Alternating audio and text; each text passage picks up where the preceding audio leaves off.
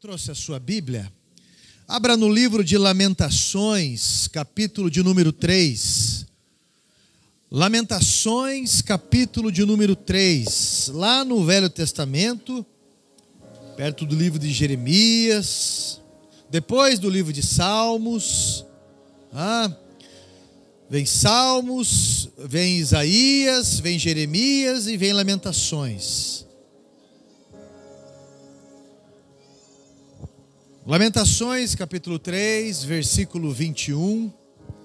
Eu acredito que é uma passagem já conhecida, nós vamos ler este versículo. Eu vou ler até o versículo 27. Todos acharam? Isso.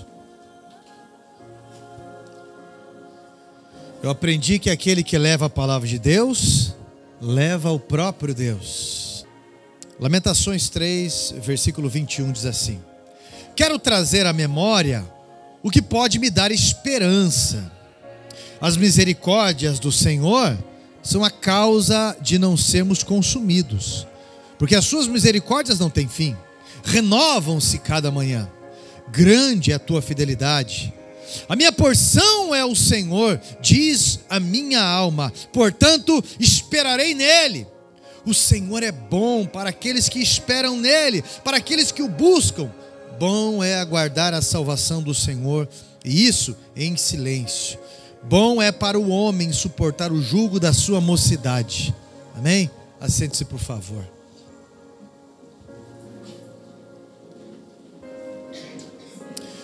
Eu lembro uma vez que eu estava numa comunidade chamada Júbilos, ficava ali no bairro Fazendinha, e eu estava ministrando louvor, e eu vi um jovem que chegou, eu lembro até hoje, ele é bem mais velho que eu na época, isso eu estou falando para você de 20 e poucos anos atrás. Ele chegou na porta, mas ele não entrou para dentro do templo, ficou para o lado de fora e começou a chorar, e quando terminou o louvor eu desci, fui lá abraçar, fui conversar com ele, e ele falou: olha, pastor, eu já não ligo para mais nada. Queimaram a minha casa, estupraram a minha irmã, queimaram os meus documentos, e eu sou um dependente químico, e agora eu não ligo para mais nada mesmo. Mas eu estava passando e eu escutei o louvor, e então eu lembrei que alguém chegou para mim e disse que Deus estava dando a última oportunidade para a minha vida. Eu falei: eu acho que eu nem preciso nem falar mais nada para você. Um passo muda a direção de toda uma caminhada, não é? Ele, pastor, na época não era pastor ainda, isso já faz uns 25, 26 anos, não sei. E ele disse bem assim: eu não vou entrar no culto, mas amanhã você vai lá na minha casa me buscar, eu moro aqui perto, aí eu vou para a igreja com você. Falei: então tá bom. Cheguei para o pastor da época, falei: pastor, rapaz, contei a história para ele, ele falou: Carlos, isso aí é uma armação, cara. Eu vou junto com você, nós vamos de carro. Mas dito e feito. Fui com o pastor, era uma tocaia, roubaram até o pastor. Não me roubaram o pastor, mas roubaram o dinheiro da igreja que estava com ele. Pouca coisa, a igreja não tinha dinheiro, era R$10, hoje como se fosse uns 60, 70 reais talvez. O pastor olhou para o rapaz e falou: rapaz, você não roubou de mim, você roubou da obra de Deus. Minha vontade mesmo é meter o facão nas tuas costas. Aquele pastor, ele era campeão de boxe em Brasília, pelo quartel. E a linguagem antiga dele, ele resolvia tudo dessa forma. Mas depois não. Ele falou: minha vontade é essa, cara. Mas não foi para mim que você fez isso. Espero que você se arrependa. Uma semana depois, foram até a casa desse rapaz, começaram a chamar ele por causa de R$10. Se você não sair, Denis, o nome do rapaz, no Santa Helena. Talvez alguém conheceu. Se você não sair, eu vou começar a atirar na tua casa. Ele só tinha o vô e a avó dele na casa, senhores de idade já. Ele saiu sem camisa, com uma bermuda jeans, e ele falou assim: eu nem usei o bagulho, eu vou devolver. Quando ele colocou 2 dedos no bolso, ele levou um tiro aqui e um tiro aqui. E nós tivemos que fazer toda aquela correria, porque ele não tinha documento, de uma forma muito triste, para fazer o fúnebre dele. Quanto que Deus já tinha falado com aquele rapaz? Quando que Deus já tinha alertado aquele rapaz? Até chegar numa condição de lamento assim. Muitas vezes as pessoas que nos confrontam fortemente nas nossas verdades, nós, por serem pessoas que nos dão um limite, pessoas limitadoras, muitas vezes nós taxamos essa pessoa de imagem ruim. Mas na verdade, eu entendo que existe remédio forte para doença forte. Você lembra o que a tua mãe falava para você? Você lembra o que o teu pai sempre te alertou? Líderes falam para você. Pessoas que são comprometidas com o próprio conselho, dentro dessa responsabilidade. E, modéstia à parte, eu falo isso para você porque eu sou comprometido com o meu conselho. Se você chegar aqui só com a roupa do corpo, usando droga, eu sou comprometido com você. Se você tiver com sucesso, eu sou comprometido com você. Se você tiver de sucesso e você quebrar, eu vou estar junto com você. Se tiver um fúnebre seu ou de familiar, eu vou estar junto com você. Se você for casar, eu vou estar junto com você. Eu sou comprometido com o conselho, mas nem toda medida é popular. A realidade que nós vemos, quando você lê o livro de Lamentações que Jeremias escreveu, é um contexto em que ele chega numa fase boa de Israel. E ele faz alertas muito fortes com relação à soberba de Israel, porque eles estão com o coração duro. Eles estão com um coração, eles estão com o coração surdo, cego, diante das suas próprias razões. Com aquela ideia, nós sempre superamos, vamos superar essa também. Ou, nós somos muito jovens ainda. Já viram isso? O livro de Lamentações, ele registra a frustração de um profeta, que durante um outro livro, alertou o que iria acontecer com essa nação. E agora, ele registra nesse livro, que não precisa falar mais nada por conta de ser o livro das Lamentações, o que é uma nação depois da perca de uma guerra. Babilônia vem, cerca Jerusalém, sitia Jerusalém, não entra comida. A Bíblia registra ali uma mãe que mata o próprio filho bebezinho, na loucura da fome, para poder comer. E eram 2 mães. Uma concordou e depois que nós comemos, vamos devorar o teu. Olha só, quando chegou na hora de devorar o da outra, a outra não quis. Aí deu aquela briga, aquela confusão, algo que o profeta havia alertado. Então, quando eles estão fracos, subjugados, aí vem a Babilônia e arrebenta com eles. A Bíblia diz que eles pegam os homens, jovens, homens de batalha, e cegam um olho, para que eles não possam mais ir para a batalha. E agora eles vão servir para a escravidão, para o trabalho pesado. Pegam a flor daquela cidade, que eram os jovens considerados estudados, sábios, e colocam e treinam eles para o palácio, para servir no palácio. Pegam as moças, quando eu falo moças, são meninas de 10, 11, 12, 13 anos, e se tornam escravas, do jeito pior do que você imagina. Jeremias, então, ele está contemplando ali o terror de uma guerra, estupros, mortes, torturas. Ele vê pessoas conhecidas ali, sofrendo, e o próprio rei, que zombou dele, o próprio rei que foi indiferente a ele, o próprio rei que mandou jogar ele numa cova, num poço seco, o próprio rei, ele vê esse rei ter os olhos vazados ali, só para você entender. E ele é liberto pelos próprios babilônicos. E então no livro de Lamentações, ele está enxergando tudo aquilo. Aí o Espírito Santo que habita nele trouxe promessas dentro dele para ele contemplar. E ele escreve: eu quero trazer à memória o que pode dar esperança, porque as misericórdias do Senhor se renovam. Não acabou. Deus tem alguma coisa nova. Jeremias, eu estou sendo enfático, ele representa aquele pai, aquela mãe, aqueles pastores que são taxados de vários adjetivos ruins e que depois sofrem por ver a destruição daqueles a quem tanto avisaram. A mente humana, ela alcança dois aspectos da vida: a memória, que é o registro do passado, e a imaginação, que é uma forma de buscar o que pode acontecer na nossa vida. E Jeremias está falando sobre memória. Eu quero trazer a memória. Isso é, aquilo que está registrado a longo prazo na minha memória. E os registros da nossa memória, eles podem nos impulsionar ou eles podem frear reações em nós.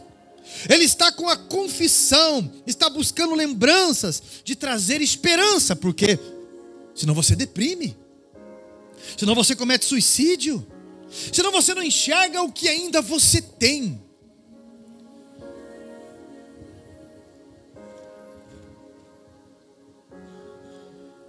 Eu separei alguns pontos aqui que eu quero destacar para você em cima disso. E são pontos de confronto, mediante a mudanças de passo na vida. Eu coloquei o título dessa mensagem: corrija o teu rumo, esperando em Deus.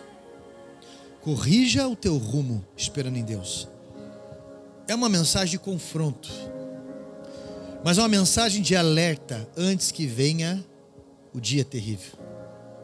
Primeiro ponto: traga na sua memória o que você era antes de Cristo e o que você se tornou depois que você aceitou Ele como Senhor da tua vida. Deixa isso bem vivo na sua mente, como era a sua história antes e como que você está hoje. Traga sempre à sua memória a origem da sua família simples, talvez, e agora todas as suas superações. Foi Deus que te trouxe até aqui. Não deixe a soberba enganar o seu coração a ponto de você achar que é autossuficiente, sem misericórdia ou sem humildade. Porque Provérbios 16:18 diz que o princípio da queda é a arrogância, o princípio da ruína é a soberba, a altivez de espírito. A gente não começa se afastando de Deus, a gente começa se afastando do corpo dele, que é a comunhão com a igreja. Não há como eu ter comunhão com essa sem estar no corpo dele.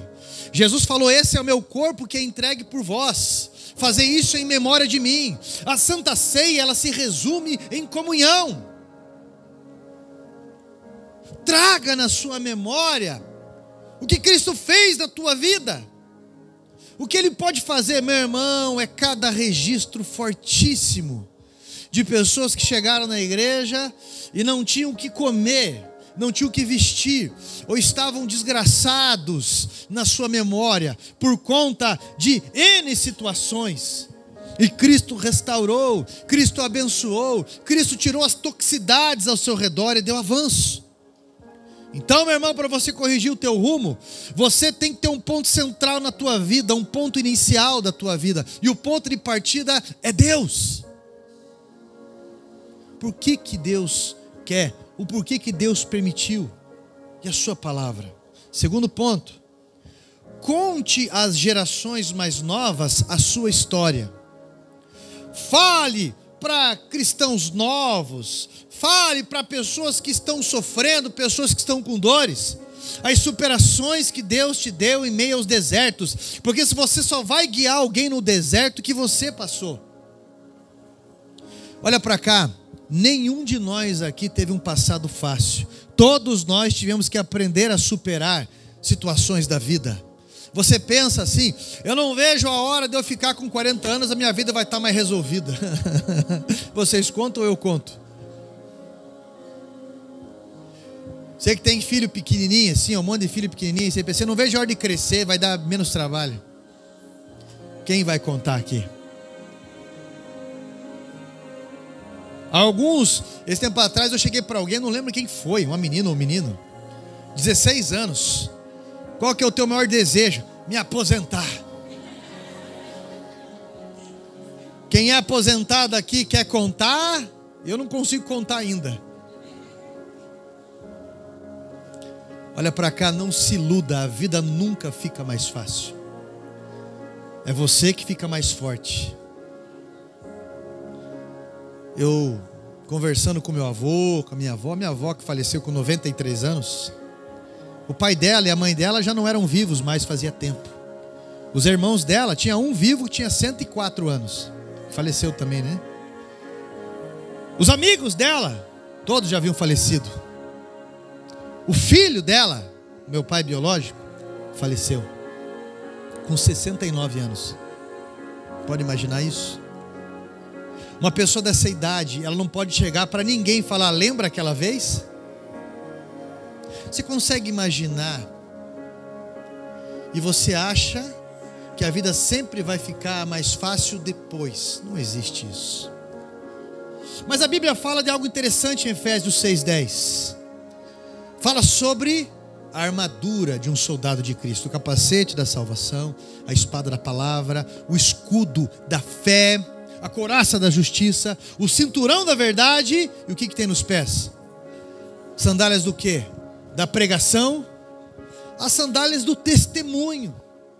E eu tenho que lembrar de onde Deus me tirou, eu tenho que lembrar o que era essa cabeça aqui sem Deus. Escutei uma história uma vez que eu achei interessante, isso ficou registrado, de um rei muito sábio, e ele não queria parentes ao seu redor como conselheiros, porque ele via ali segundas intenções. Então ele tinha uma visão clínica, cirúrgica, para uma introvisão para olhar pessoas e identificar potencial.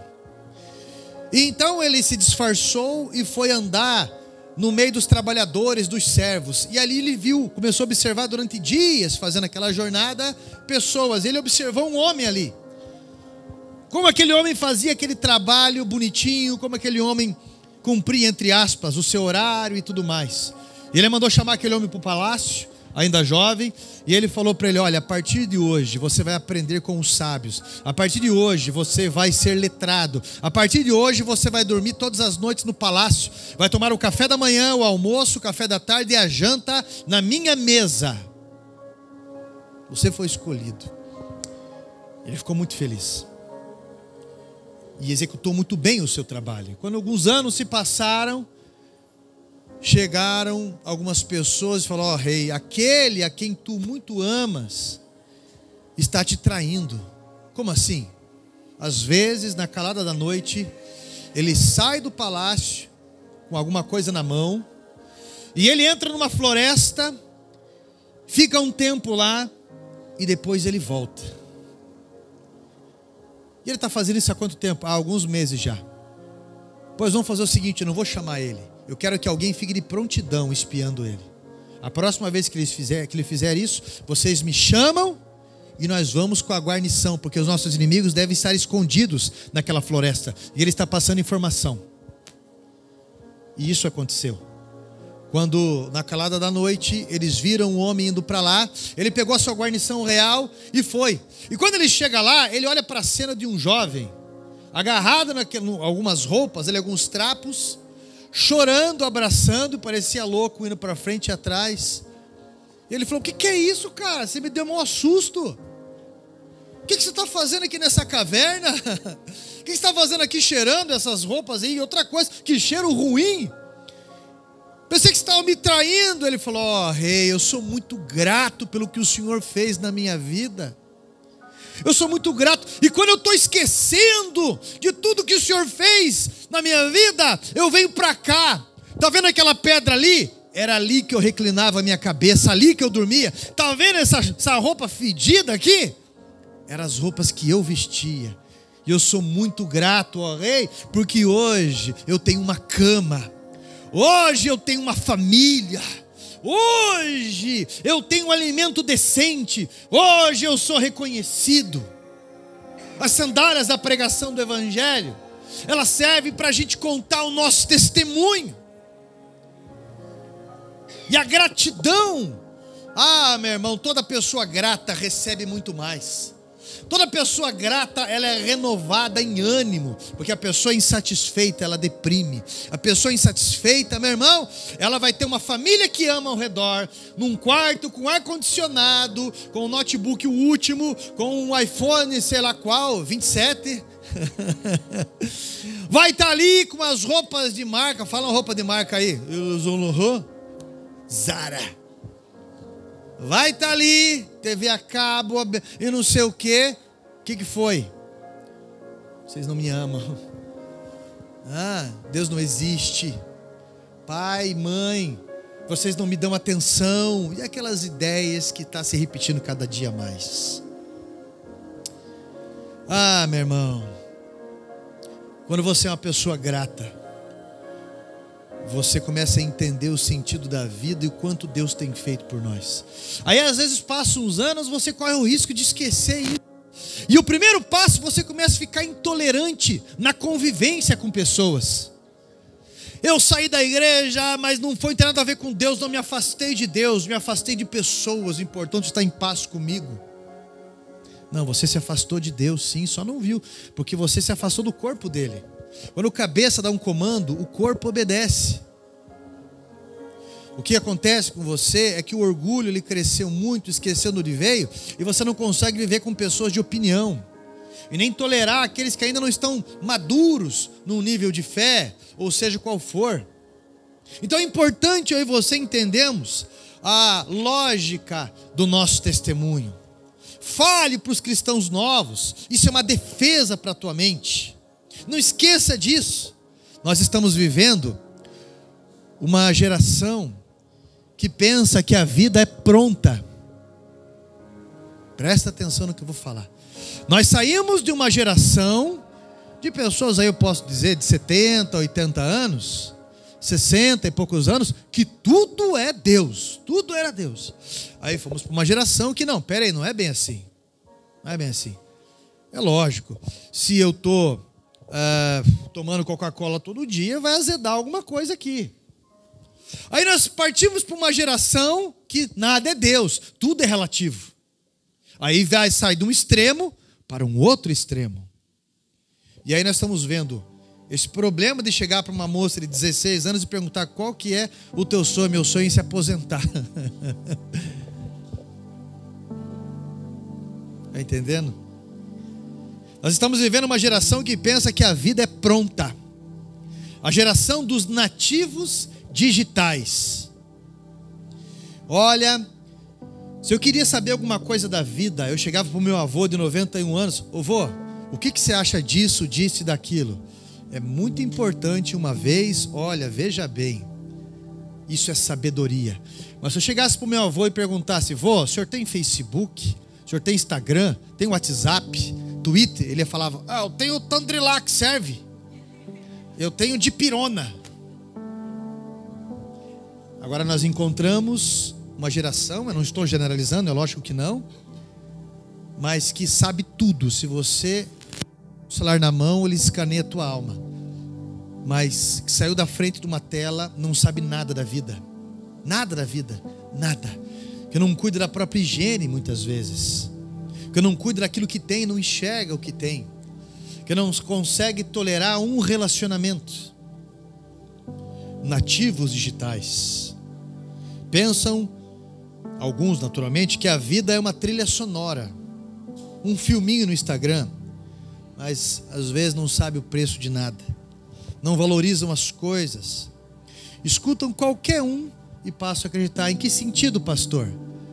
Escutar pessoas que não construíram nada na vida. E às vezes não escutam pai e mãe, que estão já, igual meu avô e minha avó, 67 anos de casado. Faleceram já, né? 67 anos de casado.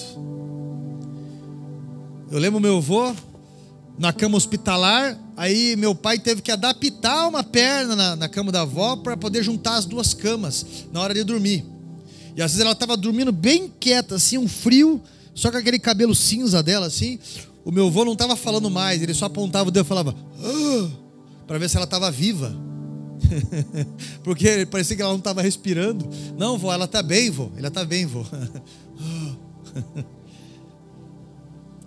Meu irmão, e aí é difícil, porque às vezes pega aqueles blogueiros que não sabem nada da vida, que não construíram nada na vida, e escutam eles, mas não escutam a sabedoria de um pai e de uma mãe, só porque eles falam problema, misericórdia. E isso não tem a ver com a vida. Isso não tem a ver com a vida. Aí se quebram tradições que explicam de o porquê que chegaram e chegaram bem. E com 90 anos, se você perguntar, o que a senhora me diz? Com 60, com 50, o que você me diz disso? Deus é fiel. Eu confesso a minha fé. A gente vai achar um jeito. É passageiro essas coisas. É uma fase.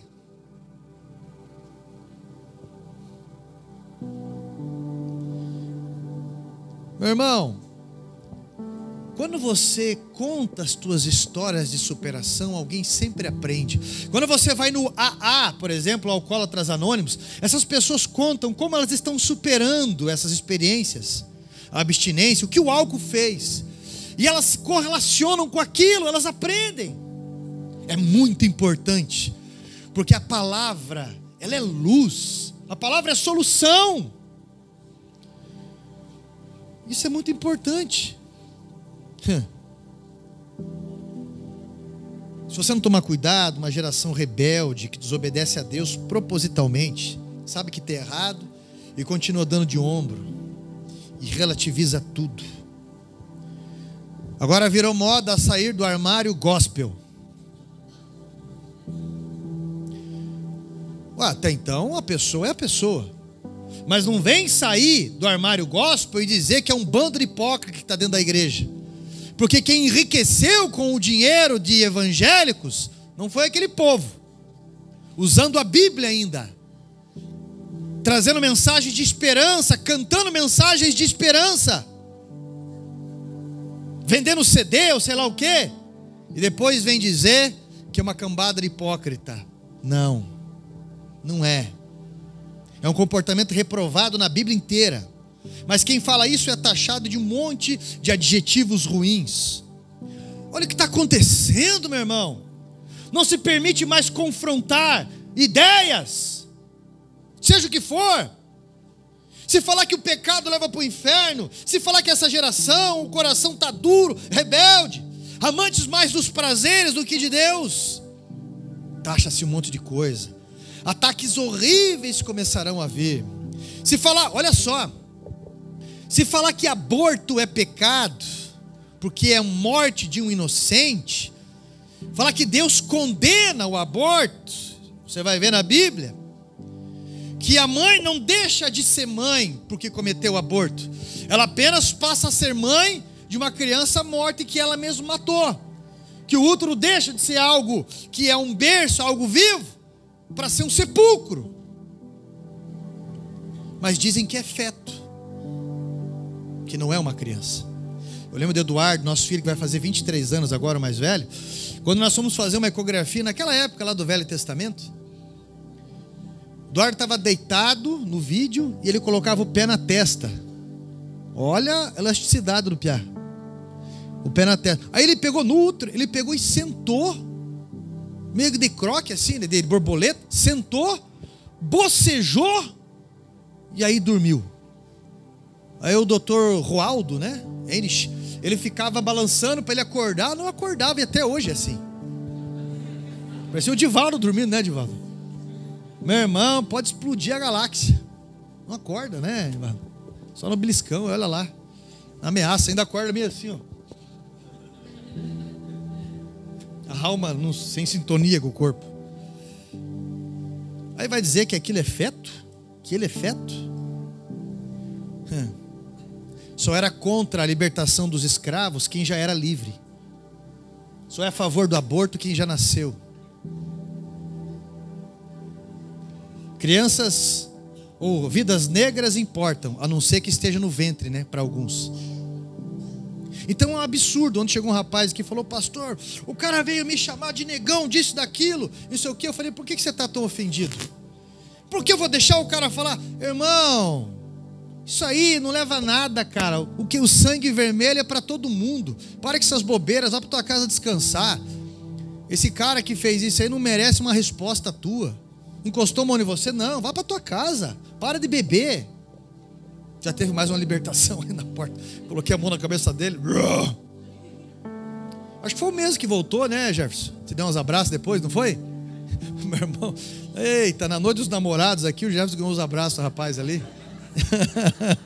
O rapaz fez declaração e tudo mais para ele. O inimigo é sujo, né, Jefferson? Ah, meu Deus do céu. E alguns, se forem confrontados nessa verdade, nessa falsa liberdade: eu faço sexo mesmo, pastor, e daí? Mas a verdade, alguns defendem isso, não é por causa da injustiça sofrida. É porque faz o que dá vontade, mas depois não quer assumir responsabilidades. Você está entendendo? Então, meu irmão, precisam ouvir. E não sabe o que acontece na cabeça de uma mulher depois. Eu trabalhei no hospital há muitos anos. Eu auxilio numa clínica de neuropsicanálise, né, há uns 12 anos. Não sabe o que acontece com a cabeça de uma mulher depois que comete isso. Aí vem com uma parte e fala bem assim: ninguém pode julgar tal comportamento, ninguém pode, só Deus pode julgar. Claro que só Deus que pode julgar. E Ele vai, com certeza. O meu papel aqui é alertar. Esse nosso Deus é um Deus de amor, mas a sua palavra também envolve limite e justiça. Ele não mudou. Conta um pouco da história de como as gerações chegaram até aqui. Foi superando comportamentos ruins e se apegando em valores cristãos. Valores de princípios ligados aos céus. Por isso eu quero trazer à memória aquilo que me dá esperança. Olha o sofrimento dos nossos avós, dos nossos pais. Nós não podemos ignorar que foi a simplicidade que os fez sobreviver apenas, mas a humildade, essa ligação com Deus que trouxe respostas. A insistência que os fez ter histórias para contar. E isso é muito importante. Histórias que o Google não vai contar. Então não permita que as coisas negativas, memórias ruins, estrague o seu momento e arrebente o teu futuro.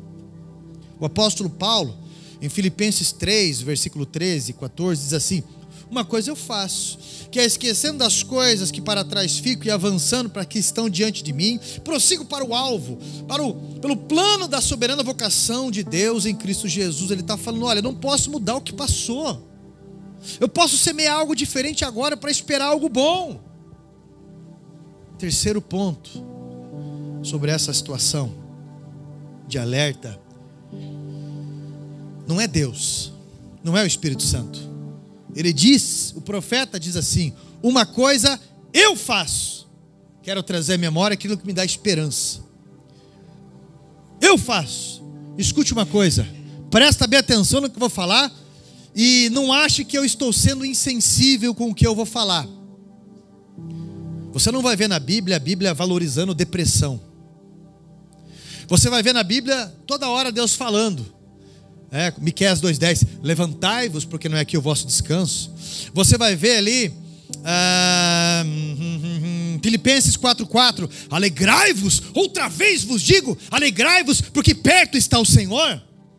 Você vai ver passagens bíblicas: jovens, eu vos escolhi porque sois fortes. Você vai ver passagens, Filipenses 2:10 ali, onde Paulo fala assim: olha, eu posso, eu sei, já passei por aperto, eu já tive em abundância, porque eu posso todas as coisas nele que me fortalece. Você vai ver o apóstolo Paulo falando assim: maior aquele que está em nós do que aquele que está no mundo. Você vai ver inúmeras passagens Deus falando para a gente se levantar. Inúmeras passagens Deus falando para a gente trazer à memória aquilo que dá esperança. Por quê? Porque ninguém respeita a pessoa fraca. Ninguém respeita a pessoa fraca. Como assim, pastor? Alguém pode te amar, ajudar a carregar você. Não, mas existe lá. Não, pessoas tiram dinheiro de pessoa fraca. Você está entendendo o que eu estou falando? Um líder fraco ninguém vai respeitar. Um pai e uma mãe fraca ninguém vai respeitar. Fora o teu pai e a tua mãe, ninguém vai te respeitar. Casou com aquele marido que ele parece um ventilador. Por quê, pastor? Fica assim.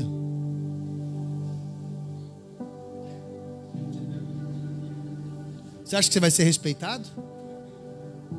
O que foi? Meus dedos são finos. Não dá. Minha cutícula. Não! Deus te deu músculo a mais para quê? Para você fazer serviço de homem. Você não pode fazer, você paga. Mas é responsabilidade tua. E daqui a pouco você vê lá a mulher carpindo, a mulher mexendo em telhado e coisa e tal. E o cara, como que você está? Deus deu uma sensibilidade para a mulher importantíssima.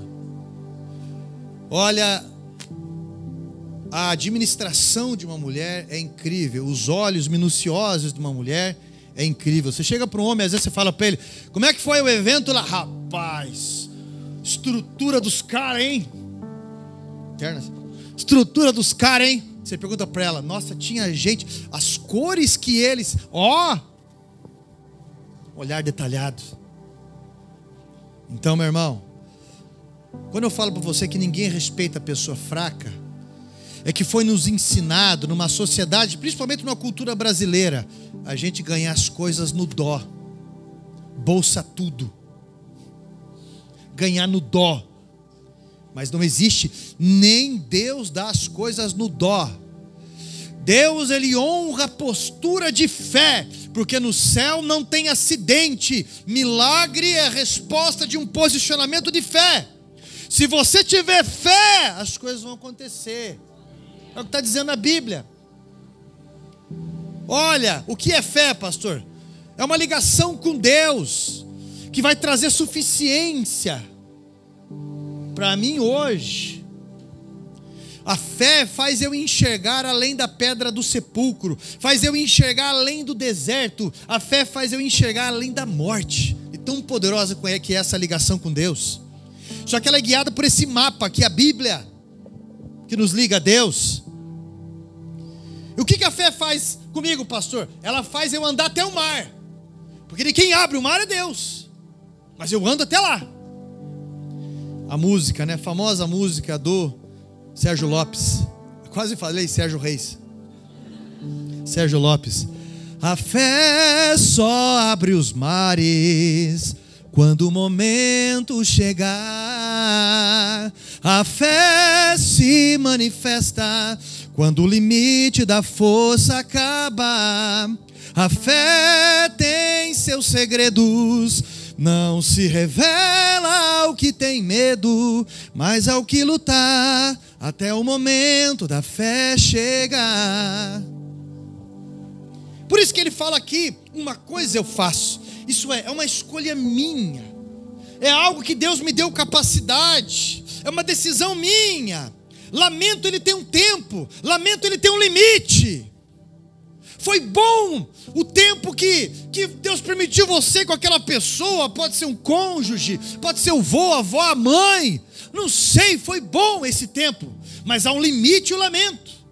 10 anos depois, 15 anos depois, ainda naquela cama, logicamente que não é saudável.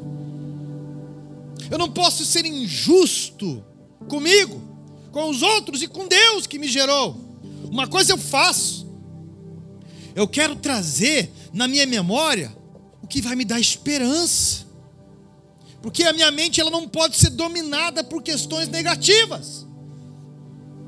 Eu lembro da pastora Olite, esposa do pastor Boaz. Pastor Boaz foi quarto tesoureiro do estado da Quadrangular. E quando eu trabalhava no hospital, ela ia internar. O estado dela era caótico. E eu lembro que ela ia internar sempre sorrindo e contando testemunho para pessoas ao redor. E um dia eu estava acompanhando ela, falou: pastora, o que a senhora fala para mim disso daí? E ela disse: maior é aquele que está comigo do que aquilo que está em mim. E ela dizia: eu sei para onde vou, eu não sei como eu vou ser promovida. Um dia ela entrou no hospital e não saiu com o corpo dali, né?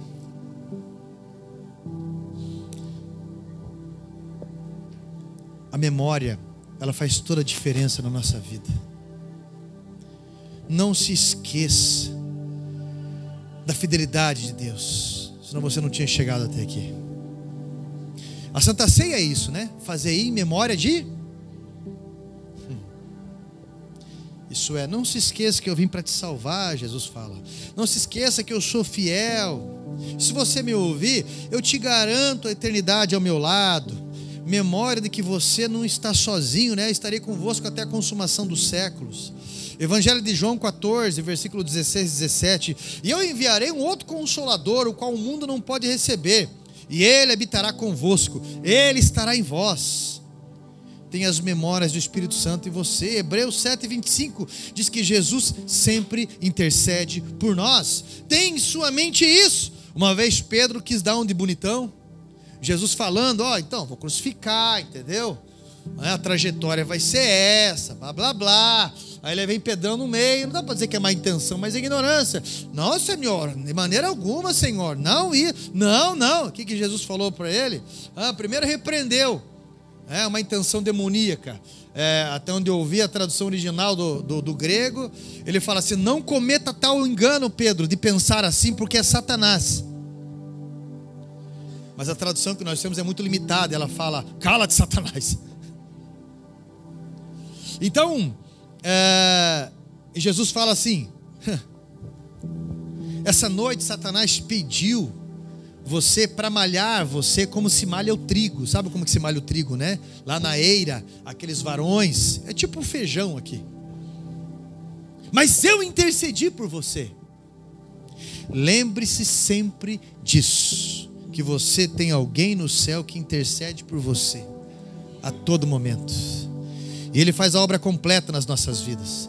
Filipenses 1,6: aquele que vos chamou vos aperfeiçoará até o dia da sua vinda. Quarto ponto: na verdade a sua mente precisa estar cheia da palavra de Deus, pois ela é resposta para qualquer situação. Uma pessoa que diz que não tem fé é uma pessoa que tem pouca palavra de Deus dentro de si, porque o seu nível de fé baseia-se no quanto você conhece a Jesus e a sua palavra. O que um pastor faz é o que Jeremias fez. Ele foi apenas um lembrete da palavra de Deus.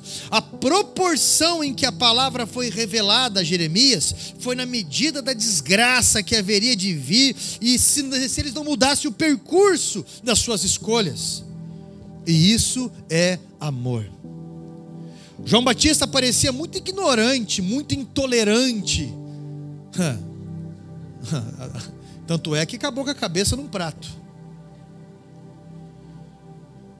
Mas o que ele estava fazendo ali era ajudando a arrumar o rumo da consciência daquele homem a quem ele estava repreendendo.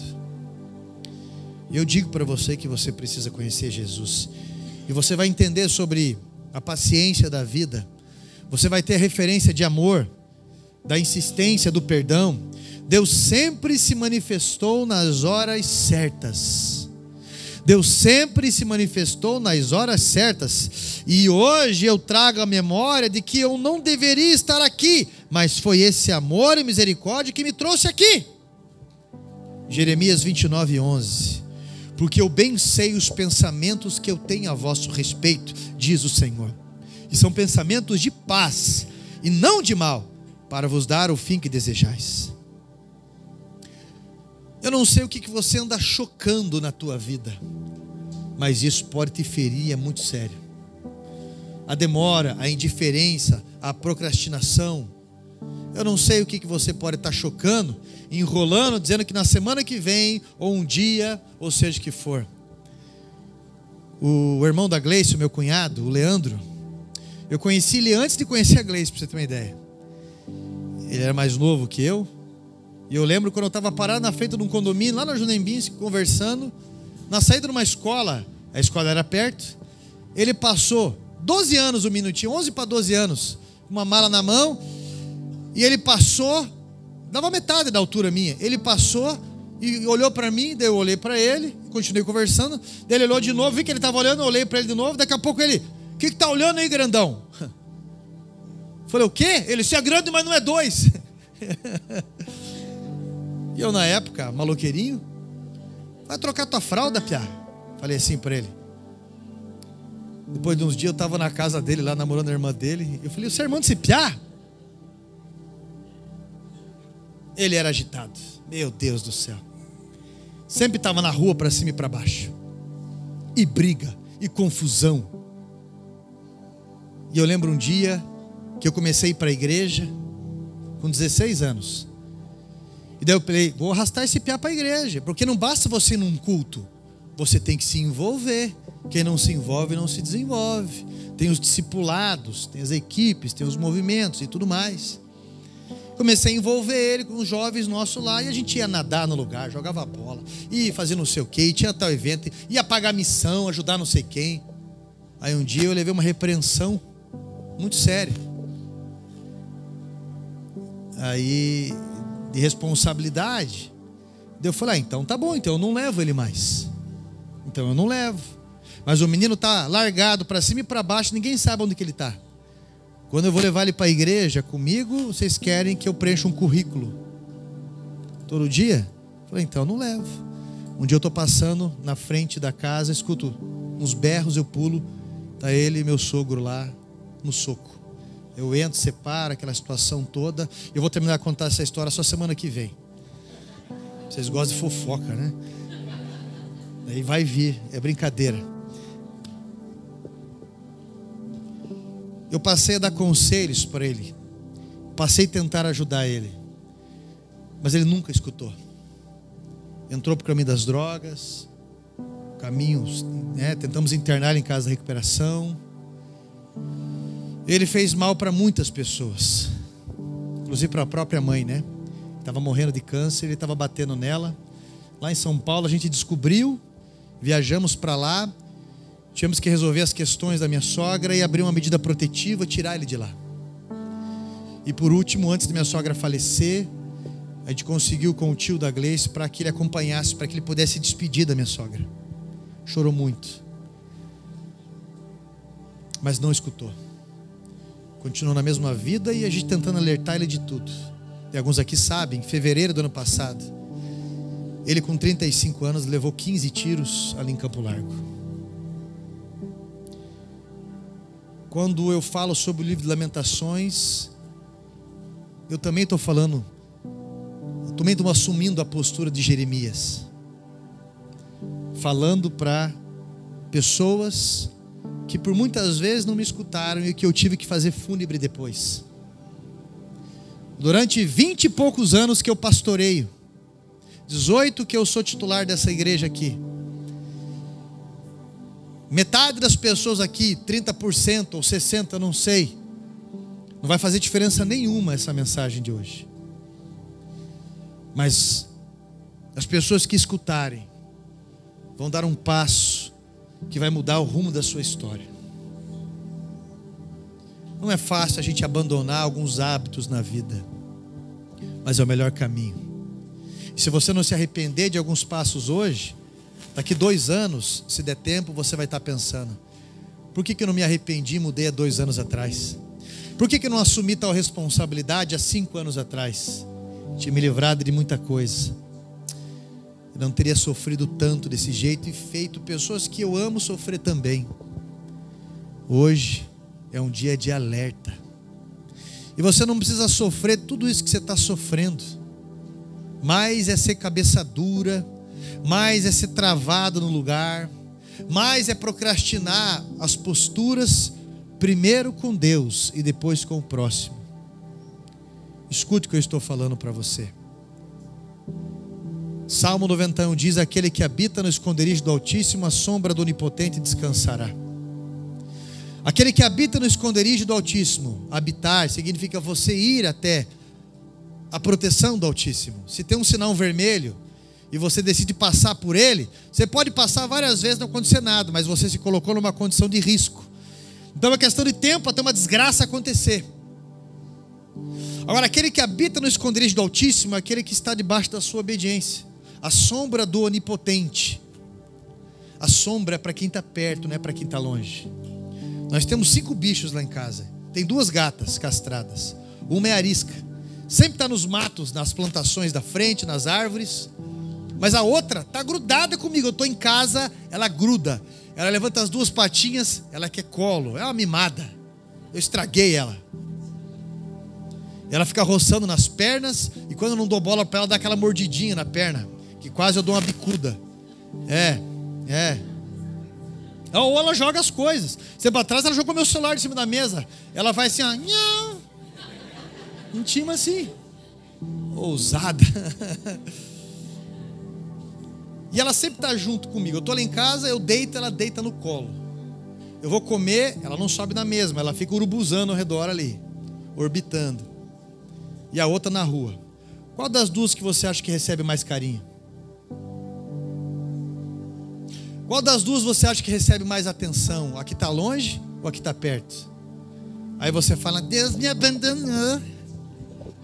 Quem abandonou quem? Quem nunca escutou? Quem?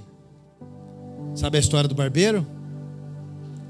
Estão lá cortando o cabelo e o barbeiro falando, rapaz, Deus não existe. Se Deus existisse, olha aí, ó, tanto de criança, tanto de casamento desfeito, olha aí, rapaz, isso aqui, papo. E aquele cristão urubu-servador escutando, ele sai dali e ele encontra um rapaz com a barba grandona assim, igual do Júlio ali, ó, uma barba ali de Herodes, grandona assim. E ele fala assim, entra um pouquinho comigo aqui. Aí ele olha pro barbeiro e ele fala, barbeiro não existe. Como não, meu amigo? Acabou de cortar cabelo comigo, fazer a barba? Não, olha o tamanho da barba desse cara aqui. Barbeiro não existe. Não, mas é só ele vir até mim. Deus existe, é você que não vai até ele. E aí fica culpando Deus. Hoje é dia de conserto. Hoje é dia de alerta. Hoje é dia de prevenção antes da lamentação.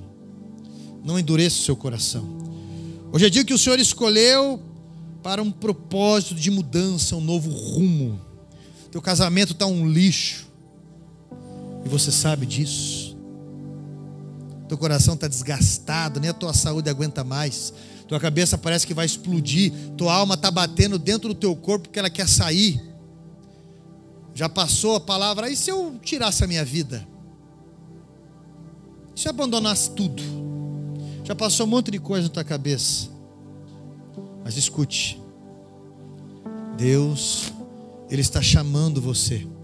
Ele está te dando uma oportunidade, como Ele deu para aquelas pessoas, mesmo dentro da igreja. Mesmo dentro da igreja. Porque a pessoa pode estar dentro de um templo, mas pode estar perdida por falta de postura.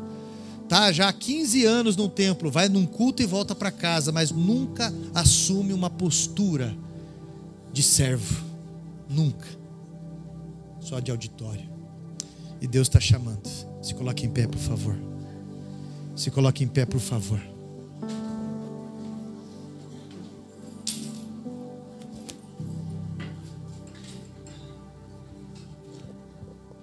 Como é que está a lamentação da tua vida? Hoje Deus está chamando você para um novo rumo na tua vida. Hoje Deus está chamando você porque Ele quer mudar histórias. Aí Ele quer usar você como solução aonde você foi semeado. Meu irmão, o que eu estou falando para você é tão verdade que a filosofia da minha vida é isso. Todo dia, todo momento. Eu sei do que eu estou falando. Não é? Coloca a mão no teu peito assim, com os teus olhos fechados. Talvez você tenha que pedir perdão para Deus, né? De algum rumo, de alguns passos. Talvez você duvidou dele. Talvez você tomou uma postura egoísta. Talvez você está sendo muito covarde. Eu não sei o que pode estar acontecendo.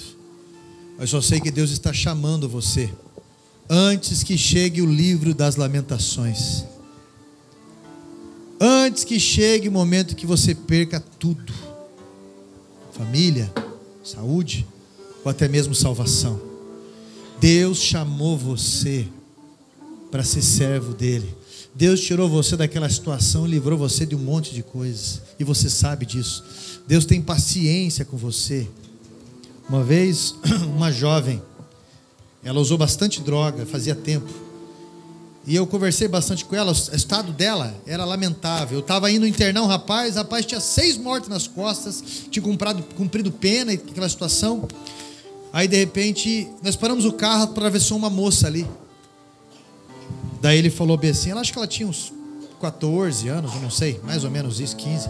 E ele falou, essa menina, pastor, cheira muito. Eu falei, sério? Ele nem sabia que ela ia na igreja, vinha na igreja. Conversei com os familiares, não gostaram. Depois de alguns anos apareceu tudo. E daí quando eu estou conversando com aquela moça, Deus falou comigo, eu falei para ela, Deus está dando um limite para a tua vida. Deus está dando um limite para a tua vida.